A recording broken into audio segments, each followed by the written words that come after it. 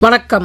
ஆகாஷ்வாணி புதுச்சேரி செய்திச் சுருக்கம் வாசிப்பவர் வாசுகி சந்திரசேகரன். மத்திய பாதுகாப்புத்துறை அமைச்சர் திரு ராஜ்நாத் சிங் இன்று லட்சத்தீவில் நடைபெற்ற பல்நோக்கு கூட்டுப்படை மருத்துவ முகாமை காணொலி காட்சி மூலம் தொடக்கி வைத்து உரையாற்றினார். நிகழ்ச்சியில் பேசிய அவர், இந்திய கடற்படையால் ஏற்பாடு செய்யப்பட்டுள்ள இந்த மருத்துவ முகாம் தொலைதூர பகுதிகளில் உள்ள மக்களுக்கு தரமான சுகாதார சேவைகளை கொண்டு வருவதில் மத்திய அரசின் பங்களிப்பை எடுத்துக் காட்டுவதாக கூறினார். சர்வதேச புதுப்பிக்கத்தக்க எரிசக்தி முகமையின் 16வது கூட்டத்தொடரின் நிறைவு நாள் நிகழ்ச்சி நேற்று நடைபெற்றது.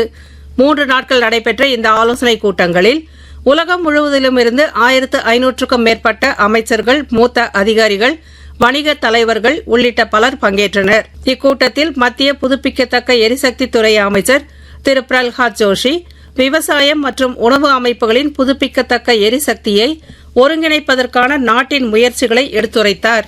சபரிமலையில் மகர விளக்கு பூஜையும் மகர ஜோதி தரிசனமும் நாளை நடைபெறுவதையொட்டி பத்தனம்திட்டா மாவட்டத்திற்கு உள்ளூர் விடுமுறை அளித்து மாவட்ட ஆட்சியர் உத்தரவு பிறப்பித்துள்ளார். மகர விளக்கு பூஜையை முன்னிட்டு சபரிமலையில் 3000க்கும் மேற்பட்ட காவலர்கள் பாதுகாப்பு பணிகளில் ஈடுபடுத்தப்பட்டுள்ளனர். புதுச்சேரியில் போகி பண்டிகையை முன்னிட்டு உழவர்கரை நகராட்சி ஆணையர் திரு சுரேஷ்ராஜ் செய்திக்குறிப்பு வெளியிட்டுள்ளார்.